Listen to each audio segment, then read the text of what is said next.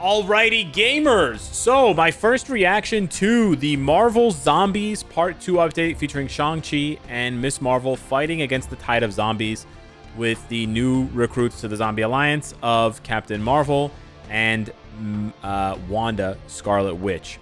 The big news, however, is the things they didn't mention in the patch notes, namely what you're hearing in the background right now. Brand new music in the lobby.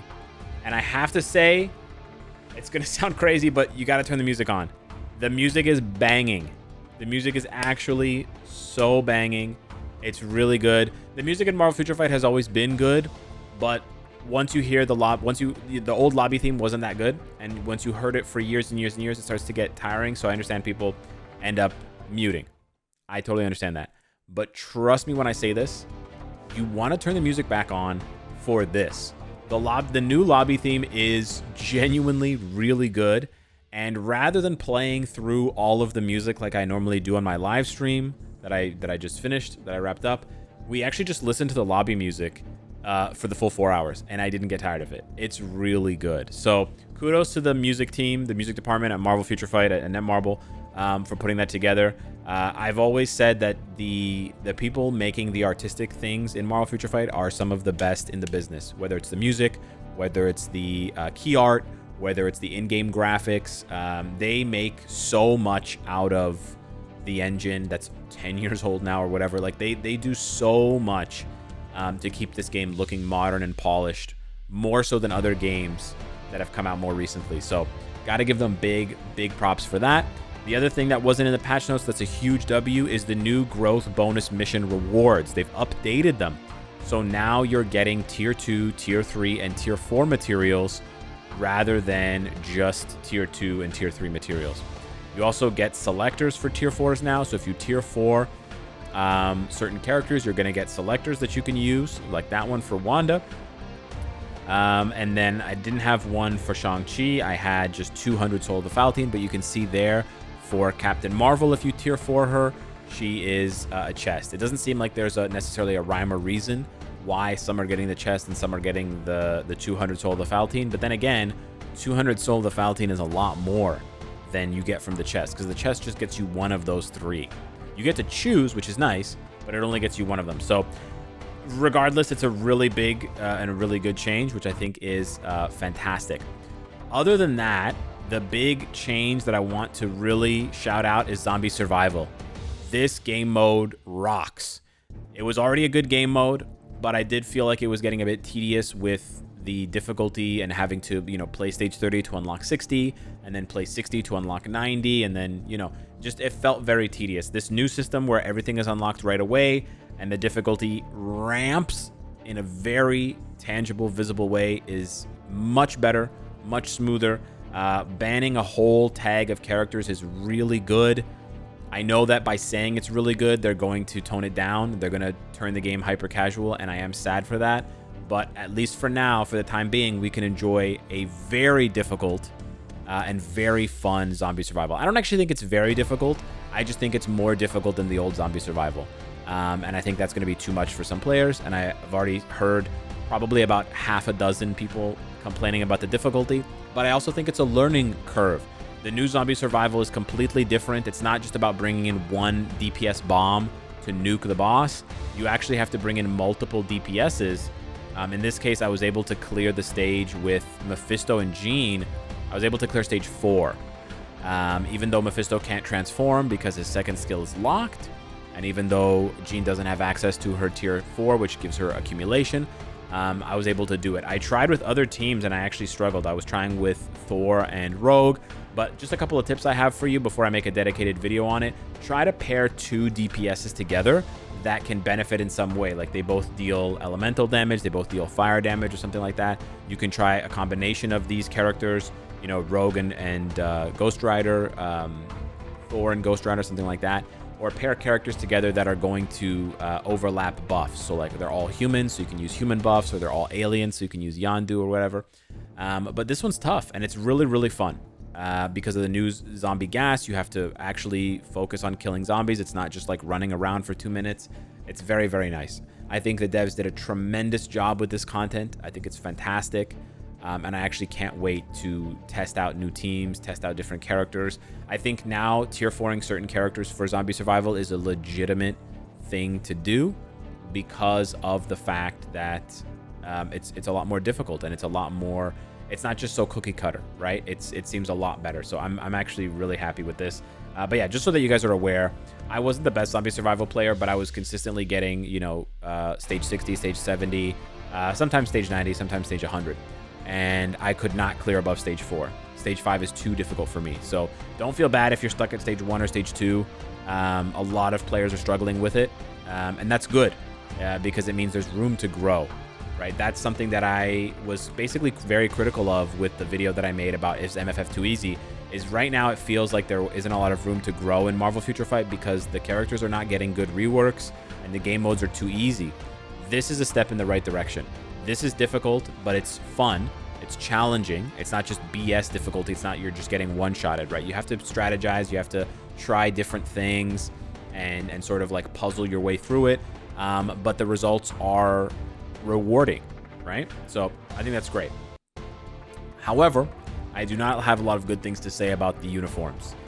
Once again, we see incremental buffs across the board for Wanda, Shang-Chi, Captain Marvel, and Miss Marvel. And that's unfortunate because some of these uniforms are, you know, 2 years old. Some of these uniforms are 4 years old, believe it or not. 4 years since Shang-Chi and the Legend of the Ten Rings. So it's rough, man. It's rough out here. To see incremental buffs for these characters after years of being out of the meta, I don't know what to say. Scarlet Witch is good. She looks amazing. I have to say the art department, again, they cooked. No more meshing errors like Emma Frost. I think they definitely took that to heart and they stepped up and they you know, in a big way, like look at Captain Marvel's foot. I know it sounds ridiculous, but the level of detail there is tremendous. Now, some people did point out that Captain Marvel's eyes are a bit wonky. They have to do some tricks in game to sort of make things appear a certain way. And so if you go to the main screen and you take a look here, if you look at Captain Marvel straight on, it looks like her eyes are glowing and it looks really cool. But if you rotate her, you'll see that it's actually like a pair of glasses that she's wearing. And it's not, it's not three-dimensional. It's very flat. Now, there is a way for them to make it three-dimensional. I don't know if it's too difficult to do, or I don't know if it's a lot more demanding. But realistically, something like this, I wouldn't complain about. This is not on the level of Emma Frost. This is not like a bug, or it's not like broken meshing or anything like that. It's just sort of like a trick that game developers use when they're designing things, because they know that most of the time you're only going to be looking at it from one angle. And you'd be surprised how many games do this, where it's sort of just like optical illusions, and you know, the thing doesn't actually look that way if you're able to rotate it in 360 degrees. Now, we have the advantage, we have the you know, the opportunity to rotate the models in 360 degrees. Sometimes that reveals some of these optical illusions. I think it's fine. I don't think it's an issue that I'm not going to lose sleep over. I'm not going to say like, oh, they need to fix this. But I do want to bring it up because some people have pointed it out, and because, you know, maybe some people think that it's like the Emma Frost bug. I don't, but that's just me. As far as the performance of these uniforms go, because they do look really, really good, I don't have a lot of good things to say, unfortunately.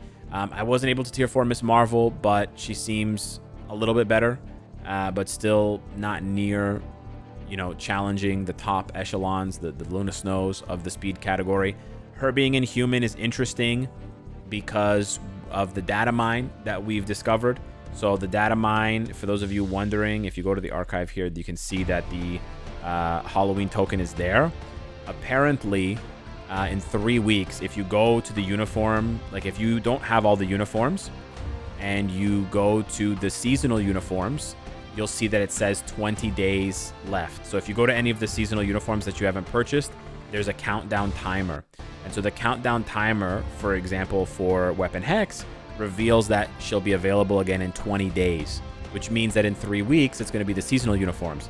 Coupled with the data mine that found file changes for Medusa and Miles Morales, means that Medusa and Miles Morales are going to be getting seasonal uniforms. Medusa is going to be getting a tier 4, and perhaps this signals with Miss Marvel the sort of the rise or the resurrection of the Inhumans. However, right now, on her own, she's not really good enough to do that much. And also, there isn't much content that caters to Inhumans. There may be content in the future that caters to them. It may be AB changes, Alliance Battle changes, who knows. But for right now, this is kind of just a small upgrade for her. Same thing goes for Captain Marvel. Despite becoming a villain, despite the zombies tag, despite being able to pair her with Weapon Hex, she doesn't have penetration on her 4th skill. So your choices are as follows. Give her penetration with a destruction and watch her get guard broken continuously until she's dead. Even with the 7 seconds of immortality, it doesn't matter.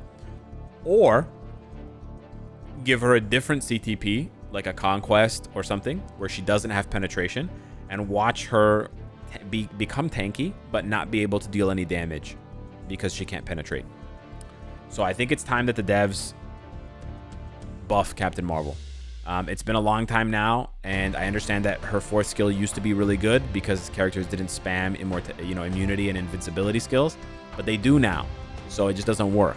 So I'm not saying they should make Captain Marvel super OP, but I think they should give her like 20 or 30% penetration on her 4th skill, or 10% or 15%, some amount of penetration, because it's just unacceptable for her to lack penetration. Because she gets, unless they give her super guard break, if they give her super guard break immunity, then it's okay for her to not have penetration, because then destruction is a viable option. But right now it's like cut off your arm to save your other arm, or cut off your leg to save your other leg. It's like you're sacrificing too much on one. Like you're either sacrificing all of her survivability and she gets one-shotted, or you're sacrificing all of her offensive ability and she doesn't do any damage. So yeah, it's kind of unacceptable at this point. They've been making this mistake for years now. It's kind of too much. I can't really accept it anymore. Shang-Chi, I'll have more to say on him later. I think he's better, but it's not very obvious. I tier 4'd him. I put a lot of testing in. I think he is viable as a hybrid character. Not necessarily hybrid with the same build, but I think he has hope for both PvE and PvP. Definitely skewing more towards PvP with the changes they made to his 3rd skill. He's definitely good enough sometimes to trigger Null's artifact, like Null's immortality, or one, get a couple of kills on Sentry. Not good enough to, like, he's not meta breaking, right? But at least for PvP, he does seem quite a bit better. Unfortunately, it's just not enough of an upgrade. I think they really need to take these upgrades more seriously, and they need to, in a significant way, like it needs to feel to the players that they're getting a buff, and it just doesn't feel that way. These feel like 5%, 7% upgrades. They need to feel like at least 15, 20% upgrades over the previous uniform, especially when we waited 4 years. Like 4 years is an insanely long time, and I think the devs are, unfortunately, they're testing these characters with these uniforms with tier 4 and with maxed out elite gear, and it's just, that's not how most players are going to interact with these characters. So if they're not good, if they're not 10-15% better at tier 3, there's no point. You've made a mistake. Go back to the drawing board, right? That's at least my take. Lastly, we have Scarlet Witch. I think this is probably the best upgrade of the 4, or the one that's the most visible. I think some people still won't be happy enough with it. It's not like a crazy, insane upgrade that makes her god tier, but it does make her a lot better, in my opinion. It immediately, for me, it immediately makes her better than... that's way too loud. It immediately makes her better than Jean for me with a similar build, so I'm quite happy about that. And she also doesn't necessarily need the competition versus the rage. She can kind of do it with either one. Now, I'm speaking for ABX right now. I'm not speaking for ABL. I know in ABL it's a different story. But yeah, her rotation is really, really easy. It's just 2, 1, 3, 4, 5. So just like cancel in kind of like a loop. And then you just land on 5. And she does a bazillion hits. And it's really, really fun. And it looks nice. And you don't have the spinning that her old uniform had. Yeah, it's just like, she's pretty brain dead now. It's pretty nice. I think you can sprinkle in the 1 and the 2 in between, and then just do 3, 4, 5, so that you can charge up the tier 4 and the tier 3 faster. But yeah, she probably got the best and most clear cut upgrade. It is kind of, in some way, it's a bit of a side grade because it makes her a universal villain, so she doesn't compete with herself anymore for some of the content. But I think that's fine, because for a character like this that's so expensive, you want flexibility. So I think giving her flexibility, giving her a villain uniform, giving her a hero uniform is good. because it gives her more value overall in the game across different game modes. Now, could they have made this uniform PvP viable because of the zombies, all those zombies tags, and you know, weapon hex, zombie, berserker, etc.? Yeah, maybe, but that's okay. I think that's okay. So I do think that this is a big, not big. I do think this is a good update, mainly because of things other than the characters, though. Like, visually, the characters are stunning. They're awesome, right? And there's a lot of good flavor with the new music and with the new zombie survival. Unfortunately, for players who are just looking for very substantial uniform upgrades, you are going to be disappointed, I think. And the trend this year of Netmarble undercooking uniforms, unfortunately, continues. We have no meta breakers here. We have no, like, jaw-dropping DPS monsters, unless for some reason you've skipped the last uniforms for some of these characters. Like, if the last uniform you got for Scarlet Witch was like Multiverse Invasion or WandaVision, you're in for a treat. You're in for some, like, biblical upgrades. Otherwise, you're in for like a 10 to 15% bump, or in some cases less. And yeah, I can see how that wears thin on people's patience, and is the reason why people are, you know, fewer people are tuning into the live streams, fewer people are tuning into the videos, because there's just not enough exciting things happening on the character side of the game. I partially blame Elite Gear, and I partially blame the devs' lack of care, or just lack of focus on balancing. I think the balancing needs to be better. Anyways, that's it for the first impressions. Some good, some bad, some in between. Thank you so much for watching the video. Smash the like button if you enjoyed the content, and I will see you in the next one. Take care.